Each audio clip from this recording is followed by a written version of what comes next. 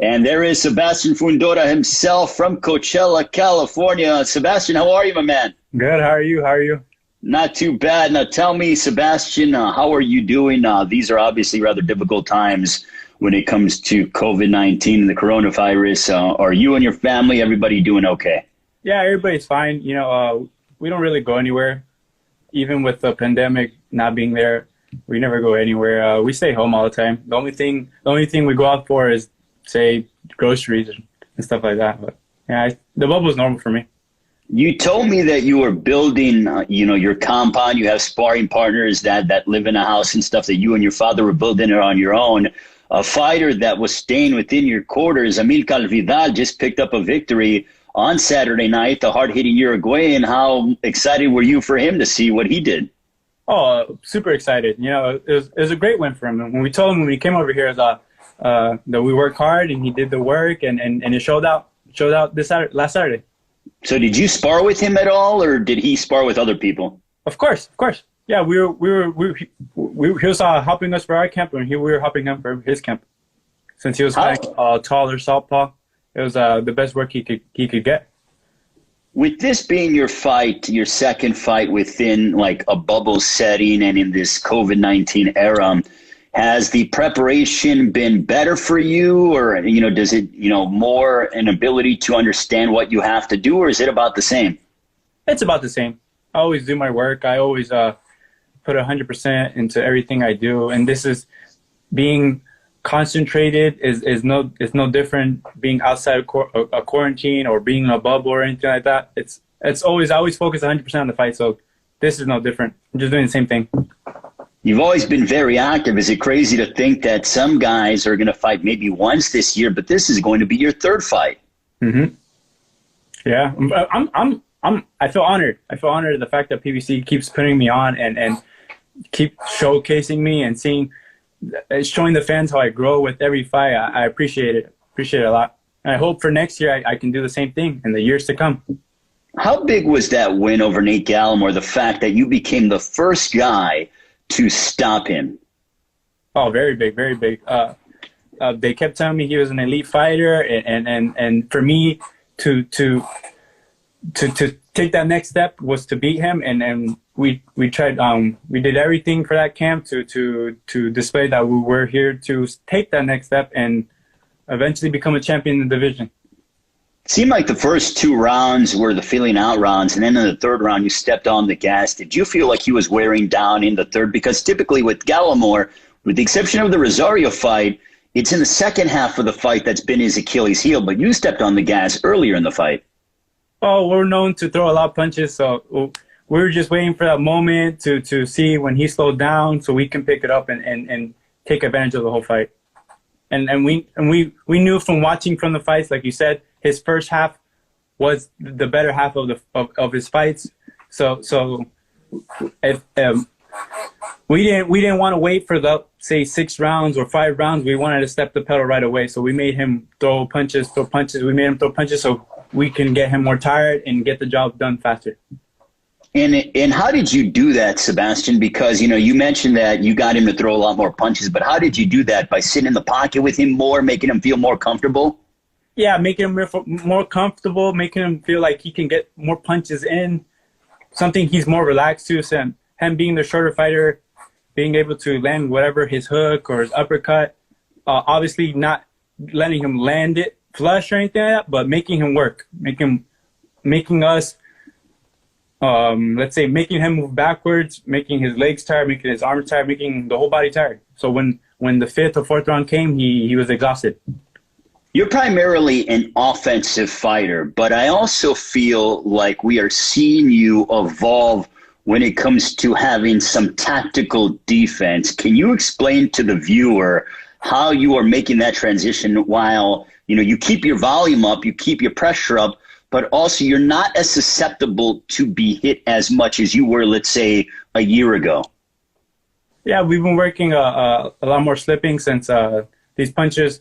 Since the last 2 fights, these punches have been the punches we've been throwing been a lot closer in, and all the other fights. But with these 2 fights, we work on slipping or staying out of the line of fire. Let's say where they're lined up, they're in their pocket, stuff like that to make the fighter feel uncomfortable, but we can still land our punches. Now, when it comes to landing your punches, as I watch you, and I've been watching you for several years now, dating back to your PBC debut when you fought in Minneapolis on FS1 back, I believe, 2018 was your PBC debut, if I'm correct? Yes. But to watch you offensively, you throw punches from unorthodox angles. Is that something you work on? Is that a field thing? Is that a reactionary thing? I think it's a mixture of everything. But growing up, we were always the taller fighter. Since I was 13, 14, I've been 6 feet tall already. So these kids would come inside and try to make us look ugly, smother us, so we had to adapt. And me being skinnier, I felt like my muscles or my strength didn't come in as fast as other fighters, so I had to adapt and use angles and instead of because they would just walk through, say, past my jab or anything like that. And it's just something that I grew up with and started to take advantage of, because now that the power is coming in, I these uppercuts can knock people out and stuff like that. And it's a punch I'm so comfortable with now. So just growing up with it, it's just something I grew up with. Can you tell me about how important your leverage is? Because when I see your punches, you get a lot of steam behind your shots, and to me that is generated from the legs all the way up top. Yeah, my dad works a lot of legs with me, a lot of legs. We use a lot of legs. Since we're tall, we have to work the legs, because people want to walk us down, push us back, cut our reach off, and if that happens, we have to go back to the legs, whether we're moving away or sitting down our punches to find a shorter punch. We have to work a lot of legs. That's where most maybe all power comes from, the legs. How do you deal with guys? Because I remember, I forget the name, I think it was Vashawn Owens who you fought in Minneapolis. When you deal with guys who are bigger than you, more physically defined than you, and they try to impart their physicality on you, how do you deal with that over the course of a fight? Honestly, these guys can look more, let's say, more buffer or whatever. I always feel like I'm the stronger fighter. When I'm in the ring, I always, no matter who I'm fighting, I could be sparring with a heavyweight. I always, in my mindset, I feel I'm the stronger fighter. Do you feel? All the workouts we do, we work a lot of strength, so. So what are some things you work on, or can you tell us about, not giving away all your secrets, but what are some, some physical tools or some workouts that you use and stuff? I mean, obviously what you want to be public. Well, what we do a lot of running, we do a lot of swimming, natural workouts like push-ups. We use our own body weight. So when we fight people at 154, we work something that's familiar to those. That's a weight class we're familiar to. Even if they jump up to, say, 160, 165 fight night, that's nothing out of the range where we can work with, and we always work with constantly. So let's preview Jorge Cota. This is an eliminator fight, and the winner could be in line to fight Charlo or potentially a matchup against Erickson Lubin. First of all, what I want to go with is battling Jorge Cota, who had a split decision last stance of Jason Rosario, lost to Charlo. And, what would you see? He's coming off of a win over Thomas Lamana back in January. I expect to see 100% from Cota. He's been in there. He's been there with champions and upcoming fighters, and I just expect him to bring a fight. I want him to bring 100%, and then that's all I want from him. And also fighting on the co-main event of a card of this magnitude, how special is that for you? AT&T Stadium, Arlington, Texas. There will be fans in attendance. I'm hearing upwards. We were on the conference call today for the media, but upwards up to 19 to 20,000 fans. That venue typically fits, 80 to 90, but with social distancing precautions and COVID restrictions are involved. But what is that going to be like for you? Oh, I'm very excited. One of my coaches is a Cowboy fan, so he's pretty excited about that too. But starting this year off with a pay-per-view card, I fought on the Wilder and Fury card, and ending with a pay-per-view card, that I can't ask for any more. I'm just that excited. And the fact that fans are going to be, again, attending the event, you know, I plan to put on a good show for everybody. When I see you fight, and I see you during fight weeks, I remember I was around you, and you know we saw you during Wilder Fury 2 fight week festivities. You seem so relaxed and calm. You have this sense of poise about you. You're only 22. You're going to be 23 on December 28. Where do you get that sense of maturity from as a prize fighter? I've been doing this sport my whole life. I've been boxing since I was 8 years old. So stepping into the ring and being watched by fans, whether it's 10 people or 20,000, it's the same thing to me. You know, I honestly can't even see that far. I can't see that far into the crowd. I need glasses. But I like it. I'm normal. I'm always normal. This is the sport I do it's my job. So if you're scared to go to your job, maybe that's not the job for you. Now, you mentioned that you've been doing this pretty much your whole life. You're 6'5", 6'6". I mean, what exactly is your height, Sebastian? There's different measurements and I was going to say I've seen 6'7", 6'6" and a half, 6'5". Can you tell us your interpretation of how tall you are? I'm 6'6". I'm 6'6". Okay. Yeah. So with that being said, why did you decide to pick boxing over any other sport? You could have done basketball naturally. You could have done a variety of different sports, but why boxing? Yeah, it's almost like I didn't. My family forced me into it. My father was a boxer. My mother was a boxer. It's just a family of boxing. My older brother started boxing. I saw my older brother boxing when he started boxing again. He used to box when he was 6, but then he started boxing again and competing at 11. And I saw that, and it made me want to do the sport too. And then along came my younger brother and my little sister, who's going to have a pro debut later this year too. So it's just a boxing family. So with that being said, how did you end up connecting with Samson Lukowicz, who has found the likes of Manny Pacquiao, Sergio Martinez, you know, also David Benavidez, and now you as well? How did that end up happening? He's like my dad's friend now. So my dad just gave him a call. He said, we have some talent here for you. And he gave us a look. He gave us a chance, and the rest is history. You fought where? And I believe I was reading you fought in Argentina. You fought in Mexico as well. Was that just a way of Samson to try to get you experience before he was ready to bring you to American television? Well, before we signed with Samson, we had, I think, 4 or 5 fights. So we did first fight here in California. Then we did a couple fights in Mexico to get some different experience. We trained out with the team, the Caballero team, the Guy Estrada and Barchet.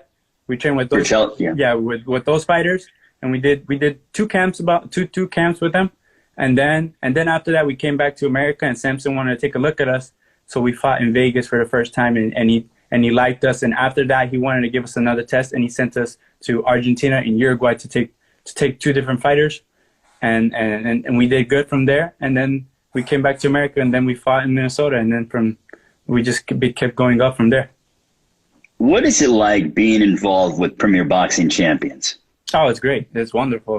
Everybody, they treat me like a star. You know, I love everybody about it, everything about it. You know, and they're very professional. They're very professional. Like with the last fight, the bubble, everything was so like so organized and everybody, like as soon as you step out of the room, you have to take your temperature and stuff like that. But that's stuff to make sure that the fights go through, and it's something you have to respect.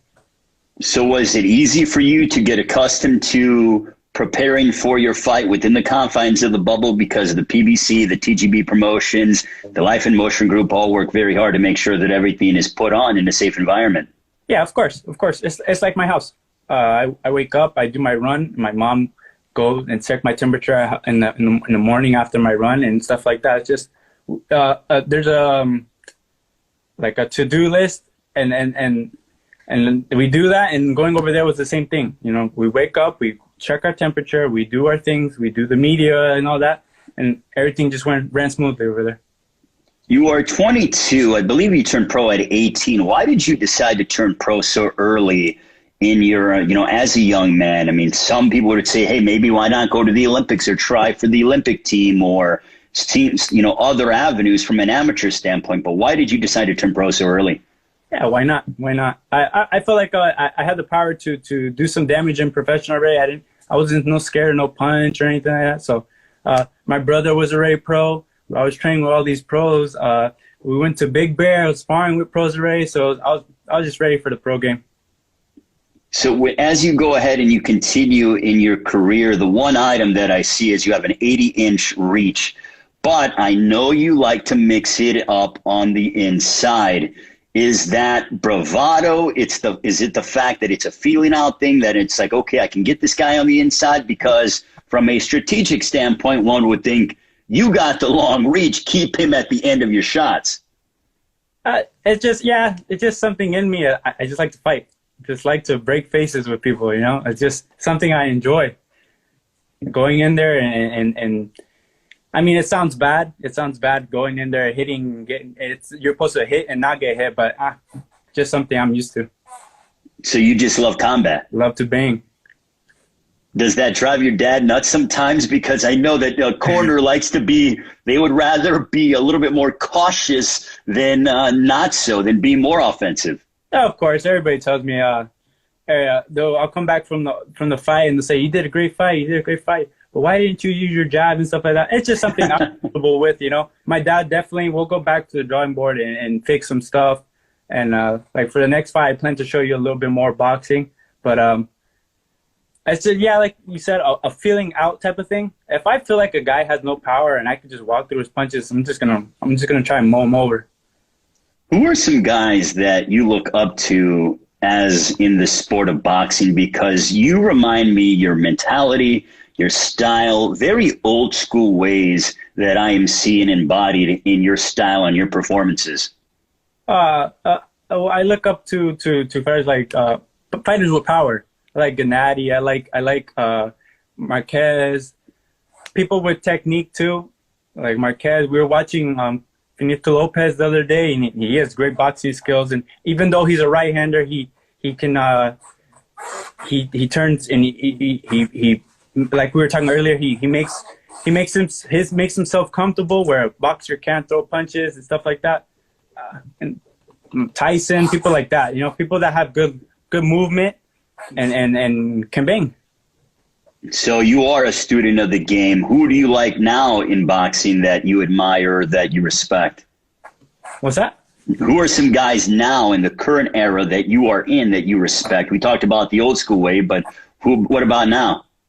The unified champion Arthur Benavidez, he's pretty good. He's someone to watch him, and he has as much fights as me, but he's a unified champion already, and he's definitely one of the stronger fighters in boxing. Better Beef, you mean? Better Beef, yeah. Okay. The Canadian? Yeah. He's out of promoted by Yvonne Michel. Yeah. Very, very strong fighter. Very smart.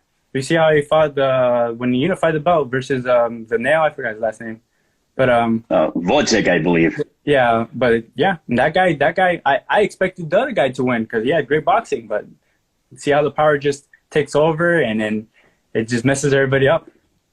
You're also on this card, as we look at you, Sebastian, the undercard. We're going to be in Dallas. You got Errol Spence, Danny Garcia. How do you see that fight playing out? Before the accident, I think Spence takes the whole division. He beats everybody. But we'll see after. We'll see now. Right now, I can't call anything. Danny Garcia is still good. Danny Garcia still cracks. He was on top for a little bit. So we'll see. It depends. I think it just depends on Spence, whether he's okay or not. Last time I checked also, Sebastian, you're number 9 in the world at 154. This fight this is an eliminator fight by the WBC. Is there anybody that you want following this fight? So if you could go ahead and have a wish list as to your next opponent, assuming all goes according to plan on December 5 on PBC FOX Sports pay-per-view, who would that be? Wherever the biggest pay is at, and whoever has the belt. because this division's always flip-flopping everywhere. So we'll see. Do you anticipate remaining at 54 for the next couple years, or do you think a jump to 160 is inevitable? And if that's the case, when? Yeah, I'm definitely going to go to 160, but right now my body can still make 154 easy. I still walk around that weight class. So I like to become a champion, maybe unify the whole division if I can, if it's possible. But we'll see. We'll see. Only time can tell. Earlier you mentioned about how your punching power is coming around. I never thought you had an issue punching power-wise, but is it because your body is maturing as a young man? Yeah, I definitely think so. Like last year I felt strong. The year before that I felt strong, but I keep getting stronger and stronger, and that's just with age. And I remember when I was younger, I feel like I would get strong and I'd know how to handle my reach and everything like that, and then I get taller, so now I have to all my height and my distance, I'll have to adjust again. But right now, my height's staying the same. If anything, I'm just gaining more muscle, and I'm getting more adapt to my body. And where do you get your stamina from? Because I feel like you can go and go and go, and it's nonstop suffocating pressure with you. Yeah, we train old school. We just do hard work. All hard work. The only way to get condition like that is to work hard. So do you do that by sparring a lot of rounds? Do you do that in the pool? I mean, is it a combination of both? Of everything. Whenever I can work out, or whenever I do work out, I push myself to the hardest I can do, whether it's sprints or swimming or sparring, and trying to push myself to my limits always, so I can break barriers.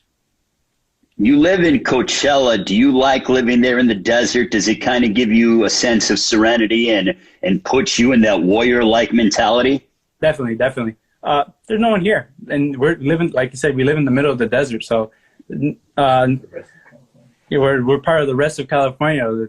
We're 2 hours away from LA. We're 2 hours from the beach. So no one really comes over here besides the festival, and that didn't happen this year. So it just made this year that much quieter, that much more tranquil, and it keeps me at peace, especially because I'm with my family too. I don't go anywhere. The only people I stay with is my family.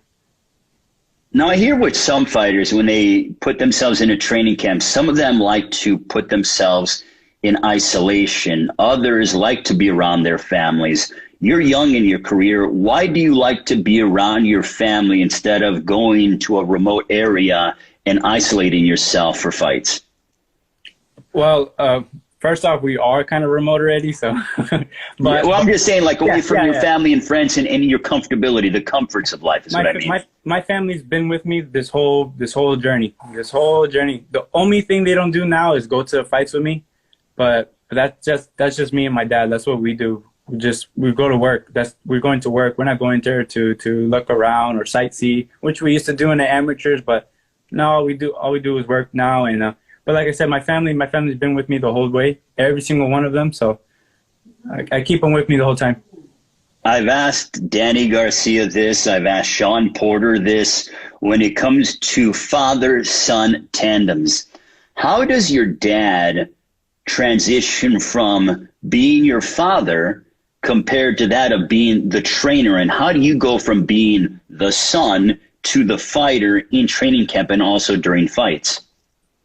I don't think those ever like switch. I always see him as a leader, someone that would lead me into, say, either battle or being a man or anything like that.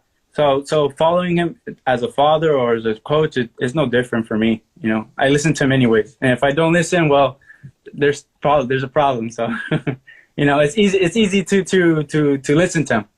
Or respect the commands, you know? When fans watch you fight on December 5 on the co-main event of FOX Sports pay-per-view on the undercard of Errol Spence, Danny Garcia, what are you hoping they take away from your performance?